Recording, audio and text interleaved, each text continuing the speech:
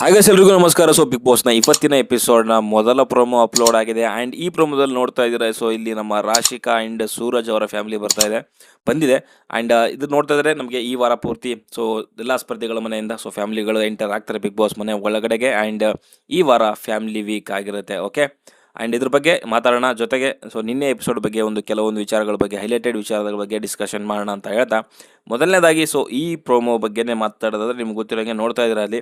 So Rashika ಫ್ಯಾಮಿಲಿಯಿಂದ ಅವ್ರ ತಮ್ಮ and ತಾಯಿ ಬಂದಿದ್ದಾರೆ. ಜೊತೆಗೆ ನಮ್ಮ ಸೂರಜ್ ಕಡೆಯಿಂದ ಅವ್ರ ತಾಯಿ ಕೂಡ ಬಂದಿದ್ದಾರೆ ಆ್ಯಂಡ್ ಅದನ್ನು ಅರೇಂಜ್ ತುಂಬ ಚೆನ್ನಾಗಿ ಮಾಡಿದ್ದಾರೆ. ಅಂದರೆ ಆ ಚಟುವಟಿಕೆ ಅವ್ರ ಒಳಗಡೆ ಸಡನ್ನಾಗಿ ಬರುವಂಥದ್ದು ಹೆಲ್ಮೆಟ್ ಹಾಕ್ಕೊಂಡು ರಾಶಿಕಾ ಅವ್ರ ತಮ್ಮ ಸೊ ಒಳಗಡೆ ಎಂಟರ್ ಆಗ್ತಿರುವಂಥದ್ದು ಅದು ತುಂಬ ಚೆನ್ನಾಗಿದೆ ಆ್ಯಂಡ್ ಇಂಟ್ರೆಸ್ಟಿಂಗ್ ಆಗಿದೆ ಆ್ಯಂಡ್ ಸಖತ್ ಖುಷಿಯಾಗಿದ್ದಾರೆ. ಆ್ಯಂಡ್ ರಾಶಿಕಾ ನಿನ್ನೆ ರಾತ್ರಿ ಎಪಿಸೋಡ್ ಎಂಡಲ್ಲೇ ಅವರು ಹೇಳ್ತಾ ಇದ್ರು, ಅಂದರೆ ಫ್ಯಾಮಿಲಿ ಬರುತ್ತೆ ಅಂತ ವೇಟ್ ಮಾಡ್ತಾ ಇದ್ದೀನಿ ಹಾಗೆ ಹೇಗೆ ಅಂತ. ಆಲ್ಮೋಸ್ಟ್ ಈ ಸಾರಿ ಸ್ವಲ್ಪ ಲೇಟ್ ಮಾಡಿದ್ರು ಅಂತ ಅನ್ಸುತ್ತೆ. ಲಾಸ್ಟ್ ಟೈಮಲ್ಲಿ ಇನ್ನೂ 50 ಡೇಸ್ ಆಸ್ಪಾಸಲ್ಲೇ ತೊಗೊಂಡು ಬಂದಿದ್ರು ಫ್ಯಾಮಿಲಿ ವೀಕು. ಬಟ್ ಈ ಸಾರಿ ತುಂಬ ಲೇಟ್ ಮಾಡಿದ್ದಾರೆ. ಆಲ್ಮೋಸ್ಟ್ 85 ಡೇಸ್ ಆಯ್ತಲ್ಲ. ಸೊ 85 ಡೇಸು 85 ಎಪಿಸೋಡ್ಗಳು ಕೂಡ ಆಗಿದೆ. ಸೊ ಈ ಟೈಮಲ್ಲಿ ತಂದಿರೋದು ನನಗನ್ಸುತ್ತೆ ಇಂಥ ಟೈಮಲ್ಲೇ ತರಬೇಕು ಅಂತ. 50 ಡೇಸ್ಗೆಲ್ಲ ತರೋವಂಥದ್ದು ನೆಸೆಸಿಟಿ ಇಲ್ಲ. ಬಟ್ ಈ ಸಾರಿ ಕರೆಕ್ಟಾಗಿರೋಂಥ ಟೈಮಿಂಗಲ್ಲೇ ತೊಗೊಂಡು ಬಂದಿದ್ದಾರೆ ಅಂತ ಅನಿಸುತ್ತೆ. ಆ್ಯಂಡ್ ನೋಡೋಣ ಯಾವ್ಯಾವ ರೀತಿಯಲ್ಲಿ ಇನ್ಪುಟ್ಸ್ಗಳನ್ನ ಕೊಡ್ತಾರೆ ಅವರಿಗೆ ಆಟದಲ್ಲಿ ಅಂತಂದ ಬಂದಾಗ ಅದನ್ನು ತುಂಬ ನೋಡಲಿಕ್ಕೆ ಕಾತರದಿಂದ ಕಾಯ್ತಾ ಇದ್ದೀನಿ. ಯಾವ ಫ್ಯಾಮಿಲಿ ಯಾರಿಗೆ ಏನು ಹೇಳ್ತಾರೆ ಅನ್ನೋವಂಥದ್ದು. ಸೊ ಮೇ ಬಿ ಈ ವಾರ ಪೂರ್ತಿ ಕಂಪ್ಲೀಟಾಗಿ ಪಾಸಿಟಿವಿಟಿಯಿಂದನೇ ತುಂಬ್ಕೊಂಡಿರುತ್ತೆ ಅಂದ್ಕೊತೀನಿ. ನೆಗೆಟಿವಿಟಿ ಏನೂ ಇರೋದಿಲ್ಲ. ಸೊ ಕಿತ್ತಾಟ ಯಾವುದೂ ಇರಲ್ಲ ಅಂದ್ಕೊಂಡಿದ್ದೀನಿ. ಸೊ ಆ ಥರ ಇಲ್ಲದೇ ಸೊ ಪಾಸಿಟಿವಿಟಿಯಿಂದನೇ ಸೊ ಆಯಾ ಫ್ಯಾಮಿಲಿಗಳು ತಮ್ಮ ಒಂದು ಸ್ಪರ್ಧಿಗಳಿಗೆ ಏನೇನೋ ಒಂದು ಇನ್ಪುಟ್ಸ್ಗಳನ್ನ ಕೊಡ್ಬೋದು ಪಾಸಿಟಿವ್ ಆಗಿ. ಸೊ ಅದನ್ನು ಕೊಟ್ಟರೆ ಬೆಟರ್ ಆಗಿರುತ್ತೆ ಆ್ಯಂಡ್ ಅದನ್ನು ಕೂಡ ಅವ್ರು ತಿದ್ಕೊಂಡು ಹೋದರೆ ಸೊ ಮೇ ಬಿ ಅವ್ರಿಗೂ ಸ್ಪರ್ಧಿಗಳಿಗೂ ಕೂಡ ಬೆಟರ್ ಆಗ್ಬೋದು ಮುಂದಿನ ಒಂದು ಆಟದಲ್ಲಿ ಅಂತ ನನಗನ್ಸುತ್ತೆ. ಆ್ಯಂಡ್ ನನಗೆ ಒಂದು ಕಡೆಯಿಂದ ಕೇಳ್ಕೊಳ್ಳೋದೇನು ಅಂತಂದರೆ ಎಲ್ಲ ಫ್ಯಾಮಿಲಿಯಿಂದ ಕರೆಸೋವಂಥದ್ದನ್ನ ಮಾಡಿ. ಯಾಕಂದರೆ ನೀಟಾಗಿ ಅವ್ರಿಗೆ ರೀಚ್ ಮಾಡಿ ಅಥವಾ ಕನ್ವಿನ್ಸ್ ಮಾಡಿ ಬರಲಿಕ್ಕೆ. ಯಾಕಂದರೆ ಒಬ್ಬರು ಫ್ಯಾಮಿಲಿಯಿಂದ ಬಂದು ಇನ್ನೊಬ್ರು ಕೆಲವರಿಂದ ಬಂದಿಲ್ಲ ಅಂತ ಅಂದಾಗ ಪಾಪ ಅವ್ರಿಗೂ ಕೂಡ ಬೇಜಾರಾಗುತ್ತೆ. ಆಟದಲ್ಲಿ ಮೇ ಬಿ ಕುಗ್ಗುವಂಥ ಚಾನ್ಸಸ್ ಇರುತ್ತೆ. ಸೊ ಇವಾಗ ಎಕ್ಸಾಂಪಲ್ ತೊಗೊಂಡ್ರೆ ರಕ್ಷಿತಾ ಅಂತ ಬಂದಾಗ ಅವರೆಲ್ಲ ಮುಂಬೈಲಿ ಇರ್ತಾರಂತೆ. ಸೊ ಅವ್ರಿಗೆ ಬರ್ಲಿಕ್ಕೆ ಕಷ್ಟ ಆಗ್ಬೋದು. ಆ ರೀತಿಯಲ್ಲಿ ಕೆಲವೊಂದು ವಿಚಾರ ಎಲ್ಲ ಕೇಳಿದ್ದೆ ನಾನು. ಬಟ್ ನನ್ನ ಪ್ರಕಾರ ಕರೆಸಿ, ಯಾಕಂದರೆ ಅವ್ರಿಗೂ ಕೂಡ ಯಾವ ರೀತಿಯಲ್ಲಿ ಆಟ ನಡೀತಾ ಇದೆ. ಸೊ ಅವ್ರಿಗೂ ಬಂದು ಅವ್ರ ಮಗಳೇನಾದ್ರೂ ಆಗಿರ್ಬೋದು, ಅವ್ರಿಗೂ ಕೂಡ ಒಂದು ಸ್ವಲ್ಪ ಸಮಾಧಾನ ಆಗುತ್ತೆ ರಕ್ಷಿತಾಗೆ.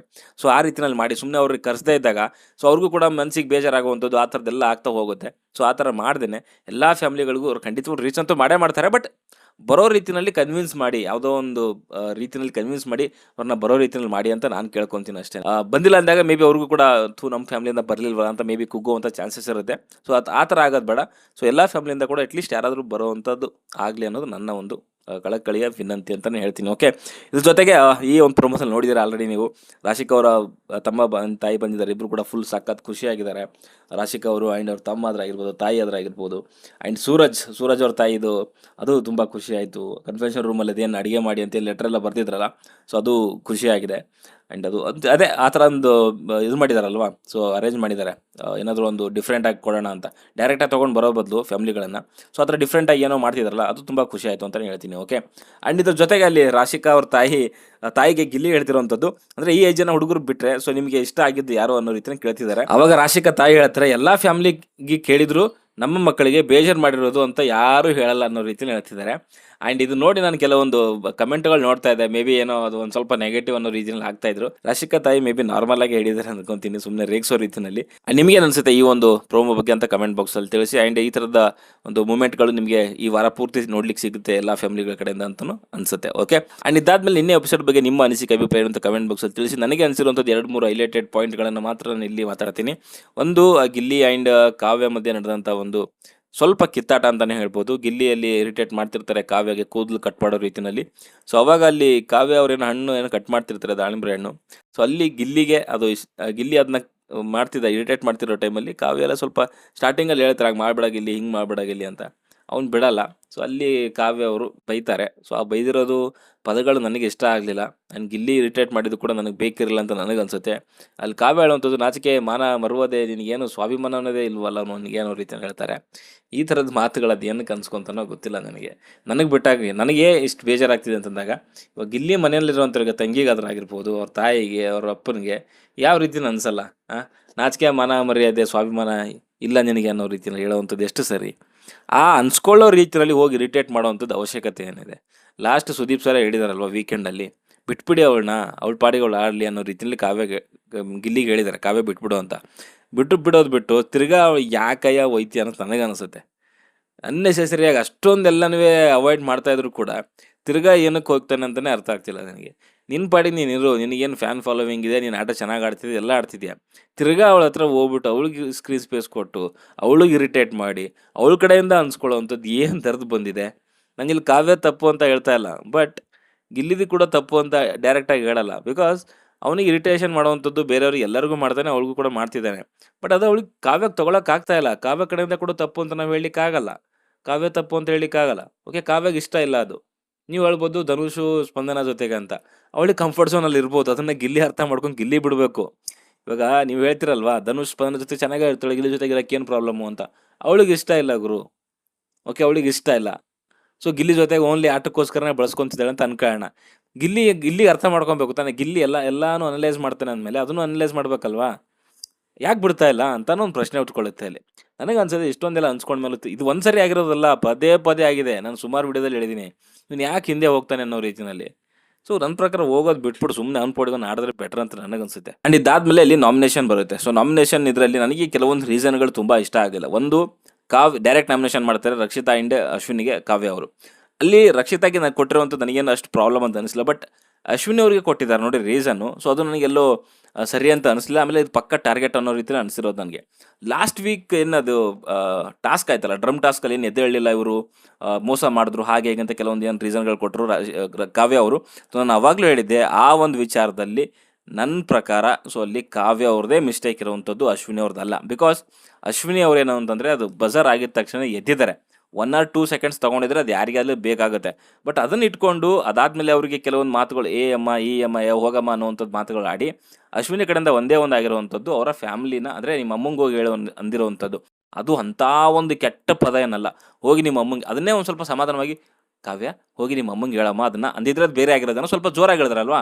ಸೊ ಅದು ಸ್ವಲ್ಪ ಅವ್ರಿಗೆ ತಪ್ಪು ಅಂತ ಅನಿಸಿದೆ. ಬಟ್ ಅದು ಸ್ಟಾರ್ಟ್ ಆಗಿರೋವಂಥದ್ದು ನನ್ನ ಪ್ರಕಾರ ಕಾವ್ಯದಿಂದನೇ. ಓಕೆ, ಸೊ ಅನ್ನೆಸೆಸರಿಯಾಗಿ ಮೇ ಬಿ ಕಾವ್ಯ ಅವರು ಅಶ್ವಿನಿ ಅವರಿಗೆ ಟಾರ್ಗೆಟ್ ಮಾಡ್ತಿದ್ದಾರೆ ಅಂತ ನನಗೆ ಅನ್ನಿಸ್ತಾ ಇದೆ. ಸೊ ಆ ಒಂದು ರೀಸನ್ನ ತೊಗೊಂಡು ಲಾಸ್ಟ್ ವೀಕಲ್ಲಿ ನನ್ನ ಒಂದು ಜಡ್ಜ್ಮೆಂಟ್ ರಾಂಗ್ ಆಗಿಲ್ಲ ಅನ್ನೋ ರೀತಿ ಹೇಳ್ತಿದೆ. ಅಂದರೆ ಅಶ್ವಿನಿ 2.2 ಅನ್ನುವಂಥದ್ದು ಅವರು ಚೇಂಜ್ ಆಗಿಲ್ಲ, ಅವ್ರ ಮನಸ್ಸು ಒಳಗಡೆಗೆ ಇನ್ನೂ ತುಂಬ ಹಳೇ ಅಶ್ವಿನಿನೇ ಇದ್ದಾರೆ ಅನ್ನೋ ರೀತಿಯಲ್ಲಿ ಹೇಳ್ತಿದ್ದಾರೆ. ಅವಾಗ ನೀವು ಇವಾಗ ಅನ್ನೆಸೆಸರಿಯಾಗಿ ಅಶ್ವಿನಿ ಮೇಲೆ ಒಂದು ರೀತಿಯಲ್ಲಿ ಟಾರ್ಗೆಟ್ ಮಾಡಿ ಏನೋ ಒಂದು ಮಾತು ಹೇಳಿದ ತಕ್ಷಣವೂ ಅಶ್ವಿನಿ ಅವ್ರು ಸುಮ್ಮನೆ ಇರಬೇಕು ಅಂತಂದರೆ ನೀವು ಅದನ್ನು ನಿರೀಕ್ಷೆ ಮಾಡ್ತೀರಾ? ನೀವು ಅವ್ರಿಗೆ ಏನೇ ಅಂದರೂ ಕೂಡ ಅವ್ರು ರಿಯಾಕ್ಟ್ ಮಾಡಬಾರ್ದಾ? ಹಂಗೆ ರಿಯಾಕ್ಟ್ ಮಾಡಿದ ತಕ್ಷಣ ಅಶ್ವಿನಿ 2.2 ಅನ್ನೋದು ಸುಳ್ಳು, ಅವಳೆಲ್ಲ ಹಳೆಯ ರೀತಿಯಲ್ಲೇ ಇದ್ದಾರೆ ಅನ್ನೋವಂಥದ್ದು ಸರಿನಾಗಿದ್ರೆ, ನಾನು ಇವಾಗ ಇರುವಂಥದ್ದು ಪ್ಯೂರ್ ಅಶ್ವಿನಿ ಅಂತ ನಾನು ಹೇಳ್ತಾ ಇಲ್ಲ, ಬಟ್ ಅವರು ಆಡ್ತಿರುವಂಥ ರೀತಿ ನೋಡ್ತಾ ಇದ್ದರೆ ಒಂದು ಪಾಸಿಟಿವಿಟಿಯಿಂದ, ಸೊ ಎಲ್ಲೋ ಅನ್ನೆಸೆಸರಿಯಾಗಿ ಬೇರೆಯವ್ರ ಮೇಲೆ ಟಾರ್ಗೆಟ್ ಮಾಡುವಂಥದ್ದು, ಶಬ್ದಗಳು ಬಳಸುವಂಥದ್ದು ಎಲ್ಲೂ ಕಾಣಿಸ್ತಾ ಇಲ್ಲ. ಕಂಟ್ರೋಲ್ ಮಾಡ್ಕೊಂಡಿದ್ದಾರೆ ಆ್ಯಂಡ್ ಆಟನ ಒಂದು ರೀತಿಯಲ್ಲಿ ಚೆನ್ನಾಗಿ ಆಡ್ತಿದ್ದಾರೆ ಅಂತ ನನಗನ್ಸುತ್ತೆ. ಬಟ್ ಇದನ್ನು ಕಾವ್ಯ ಅವ್ರನ್ನ ಸುಮ್ಮನೆ ಕೆದಕಿ ಸೊ ಅದನ್ನು ತೆಗಿತಾ ಇದ್ದಾರೆ. ಆಮೇಲೆ ಅಶ್ವಿನಿ ಮೇಲೆ ಆ ಒಂದು ಅವರು ಫೇಕ್ ಅನ್ನೋ ರೀತಿಯಲ್ಲಿ, ಮೋಸಗಾರ ಅನ್ನೋ ರೀತಿಯಲ್ಲಿ ಆ ಒಂದು ಸ್ಟೇಟ್ಮೆಂಟ್ಗಳನ್ನ ಪಾಸ್ ಮಾಡ್ತಾರೆ ಅಂತ ನನಗನ್ಸುತ್ತೆ.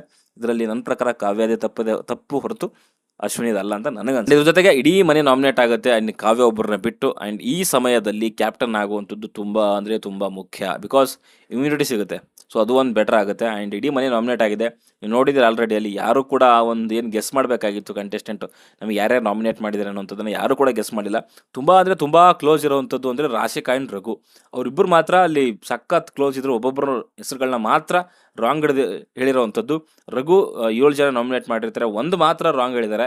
ಸಖತ್ ಕ್ಲೋಸ್. ಅದೊಂದು ಏನಾದರೂ ಸರಿ ಹೇಳ್ದಿದ್ರೆ ಸೇವ್ ಆಗ್ತಾ ಇದ್ರು ಅವ್ರು. ಬಟ್ ಈ ಕಡೆ ರಾಶಿಕಾದು ಇನ್ನೂ ಸಖತ್ ಕ್ಲೋಸ್. ಈ ಕಡೆಗೆ ರಾಶಿಕಾಗೆ 6 ಜನ ನಾಮಿನೇಟ್ ಮಾಡಿದ್ದಾರೆ, ಅದರಲ್ಲಿ ಒಂದೇ ಒಂದು ರಾಂಗ್ ಆಗಿರುವಂಥದ್ದು. ಅದು ಗಿಲ್ಲಿ ಮಾಡಿರೋವಂಥ ಸಖತ್ ಗೇಮ್ ಪ್ಲೇಯಿಂದ ಸಖತ್ ಕಿಲಾಡಿಯಾಗಿ ಅಂತ ತಲೆ ಓಡಿಸಿದ್ದಾನೆ. ಮಾತ್ರ ನನ್ನ ಹೆಸರು ಪಕ್ಕ ಹೇಳ್ತಾಳೆ ಅಂತ ಹೇಳ್ಬಿಟ್ಟು ಅವಳನ್ನ ನಾಮಿನೇಟ್ ಮಾಡಿಲ್ಲ ಅಲ್ಲಿ. ಸೊ ಅದೇನಾದರೂ ಕರೆಕ್ಟ್ ಆಗಿದ್ದಿದ್ರೆ ರಾಶಿಕಾ ಸೇವ್ ಆಗ್ತಾಯಿದ್ರು. ಬಟ್ ಗಿಲ್ಲಿ ಸ್ಮಾರ್ಟ್ ಪ್ಲೇಯಿಂದ ಸೊ ಅದು ಅಲ್ಲಿ ರಾಶಿಕಾ ನಾಮಿನೇಟ್ ಆಗೋಗಿ ಬಂತು. ಅದು ಗಿಲ್ಲಿಗೂ ಕೂಡ ಗೊತ್ತಿದೆ. ಆ್ಯಂಡ್ ಸಖತ್ ಅಂತ ಕಿಲಾಡಿ ಅಂತಲೇ ಹೇಳ್ಬೋದು. ಅಲ್ಲಿ ರಾಶಿಕಾ ನಾಮಿನೇಟ್ ಆದರು ಒಂದು ಓಟಿಂದ. ಆ್ಯಂಡ್ ಗಿಲ್ಲಿ ಸೊ ಅಲ್ಲಿ 3 ಜನ ನಾಮಿನೇಟ್ ಮಾಡಿರ್ತಾರೆ, 3ರಲ್ಲಿ ಒಂದೇ ಒಂದು ಕರೆಕ್ಟಾಗಿ ಹೇಳಿರೋವಂಥದ್ದು ಅವನು ರಾಶಿಕಾ ಅಂತ. ಇನ್ನು ಮಿಕ್ಕಿದ್ದು ಯಾವುದೂ ಕೂಡ ಸರಿ ಹೇಳಿಲ್ಲ ಅವನು. ಒಳ್ಳೆ ಚಮಕ್ ಆಯ್ತಪ್ಪ ಇವರಿಬ್ಬರದು, ರಾಶಿಕಾ ಗಿಲ್ಲಿದು. ಓಕೆ, ಸೊ ಇದಾದಮೇಲೆ ನಾಮಿನೇಷನ್ ಇಡೀ ಮನೆ ಆಗಿದೆ ಅಂತ ಆಲ್ರೆಡಿ ಹೇಳಿದ್ದೀನಿ ನಿಮಗೆ. ಆ್ಯಂಡ್ ಇದಾದಮೇಲೆ ಅಲ್ಲಿ ಮನೆ ಸಾಮಗ್ರಿಗಳು ಪಡೆಯೋಕೆ ಅಂತ ಒಂದು ಚಟುವಟಿಕೆ ಕೊಡ್ತಿರೋದೇ ಡ್ಯಾನ್ಸ್ ಮಾಡುವಂಥದ್ದು. ಸೊ ಅಲ್ಲೆಲ್ಲರೂ ಕೂಡ ತುಂಬ ಚೆನ್ನಾಗೇ ಮಾಡಿದ್ರು ಅಂತಲೇ ಹೇಳ್ಬೋದು. ಬಟ್ ಕೆಲವು ವಿಚಾರದಲ್ಲಿ ಸ್ಟಾರ್ಟಿಂಗಲ್ಲಿ ಅಲ್ಲಿ ಫಸ್ಟಿಗೆ ಅಶ್ವಿನಿಯವರೇ ತಪ್ಪು ಮಾಡಿಬಿಡ್ತಾರೆ. ಅಶ್ವಿನಿಯವರು ತಪ್ಪು ಮಾಡಿದ ತಕ್ಷಣ ಗಿಲ್ಲಿ ಫುಲ್ಲಲ್ಲಿ ಮಾತುಕತೆ ಎಲ್ಲ ಸ್ಟಾರ್ಟ್ ಮಾಡ್ತಾನೆ. ಅದಾದಮೇಲೆ ಏನಾಯಿತು ಅಂದರೆ ಅಲ್ಲಿ ಸ್ಪಂದನ ಕೂಡ ತಪ್ಪು ಮಾಡಿದ್ರು, ಗಿಲ್ಲಿ ತಪ್ಪು ಮಾಡಿದ, ರಘು ತಪ್ಪು ಮಾಡಿದ್ರು, ಸೂರಜ್ ತಪ್ಪು ಮಾಡಿದ್ರು, ರಕ್ಷಿತಾ ತಪ್ಪು ಮಾಡಿದ್ರು. ಹಿಂಗೆ ಆಗೋವಂಥದ್ದು.